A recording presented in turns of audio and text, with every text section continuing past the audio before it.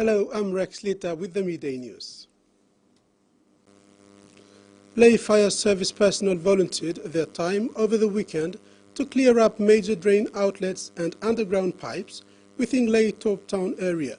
The Lay City Authority reported that debris from bottle containers, plastic bags, household garbage, kitchen waste from kibas, sediments and other rubbish were removed.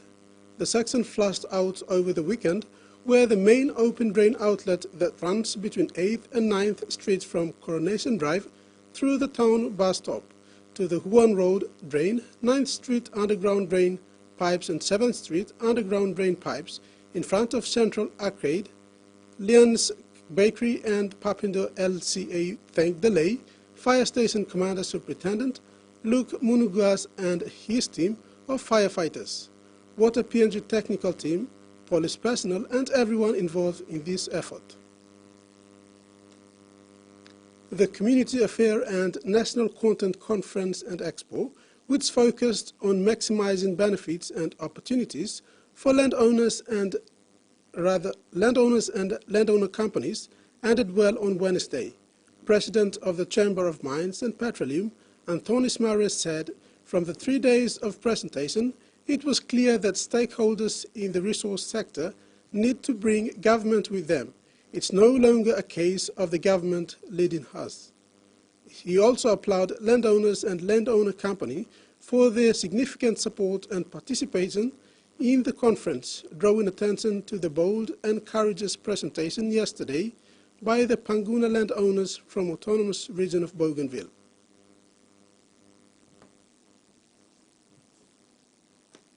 The United Nations Sustainable Development Cooperation Framework, the UNSDC framework for Papua New Guinea, was officially signed on Wednesday by Connie Samuel, Acting Secretary of the DNPM, on behalf of the Government of Papua New Guinea, and Richard Howard, Resident Coordinator on behalf of the United Nations in Papua New Guinea. The United Nations General Assembly resolution sets the cooperation framework as the most important planning and implementation instrument for the UN development system at country level. Under the current cooperation framework 2018 to 2023, the UN delivered programs worth $500 million over the past 5 years to advance peace, human development, prosperity, and environmental sustainability. The New Generation Cooperation Framework 2024 to 2028 is a commitment of the UN to continue supporting the government and people of Papua New Guinea, focusing on the most valuable and marginalized populations. It is also a commitment of the UN agencies to deliver its programs in a much more coherent and integrated manner. In regional news, the sister of a woman stabbed to death by her ex-husband has told a Perth court she still suffers from anxiety and nightmares over the incident. 55-year-old Paul Anthony Cannon murdered his wife Lynn Cannon at Landslade in Perth's north in December last year. Supreme Court that festering anger, jealousy and selfishness drove Cannon to commit this terrible crime. The court heard that Lynn and Paul Cannon had been separated for 2 years, but Cannon continued to send Lynn abusive text messages and threats. Now, the day before she was killed, Paul Cannon went to her home where he learned that she was in a new relationship. The following day, she then went to his house ostensibly to fill out paperwork relating to the transfer of a vehicle. It was there that Cannon killed her. Now, he was seen by his landlord standing over her with 2 kitchen knives. He stabbed her repeatedly, 7 times in the chest, to her arms and her legs and her chin. He was apparently at the time heard to be saying, "I told you I was going to kill you." Today, her sister Jacqueline Daly read her victim impact statement to the court. Now, she said Cannon was frequently unemployed and abusive towards her sister. She says she still has nightmares where she thinks her sister is still alive and she's holding her, but then she wakes up and realises all over again that she's dead. She says her sister's death has devastated her and her extended family and her 2 sons who she had with Paul Cannon. She's described Lynn as a beautiful person, as someone who was loving and always had everyone else's best interests at heart. Prosecutors say, due to the seriousness of the crime, the non-parole period should be in the upper end of what is available when sentencing. However, Cannon's defence lawyer argued that his early plea, along with the fact that there was no evidence of physical abuse in their relationship prior to the murder, should be considered a mitigating factor in sentencing. However, the judge dismissed this argument. Justice Anthony Derrick has reserved his decision until Friday.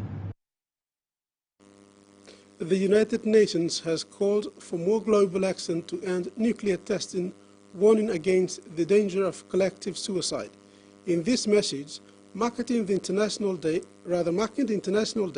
against nuclear tests, Secretary General Antonio Guterres appealed for key countries to ratify the international treaty that bans experiments for both peaceful and military purposes.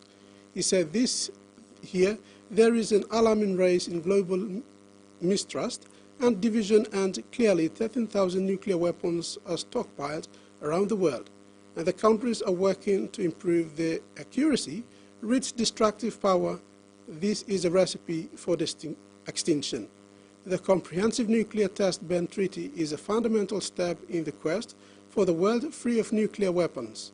The treaty opened for signature in September 1996, but has yet to be enforced because it must be signed and ratified by 44 specific nuclear technology holder countries, 8 of which have yet to ratify it: China, Egypt, India, Iran, Israel, the Democratic People's Republic of Korea, Pakistan, and the United States.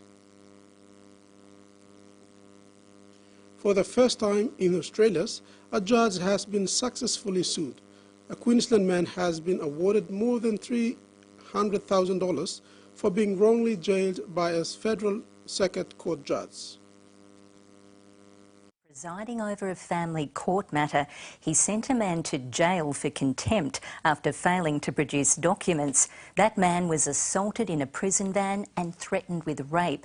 His lawyer argued it was a sentence first, verdict afterwards parody of a court hearing that resembled the Queen of Hearts in Alice in Wonderland. Today, the federal court awarded him just over $300,000 for deprivation of liberty, personal injury and loss of earning capacity.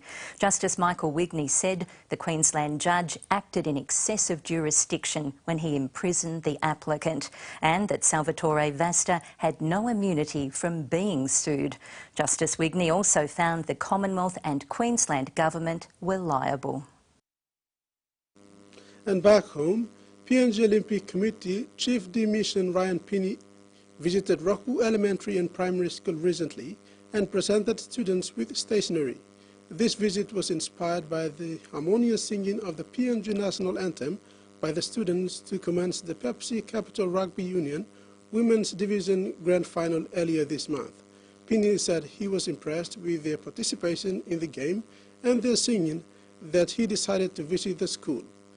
The former PNG representative swimmer told students to embrace their studies and strive for excellence. He also told them to be good people in their communities. Pepsi Capital Rugby Union competition has been expressed its gratitude to Ryan Pinney for his contribution in rugby union in community outreach program. And that ends the midday news. Join us for more at 6 p.m.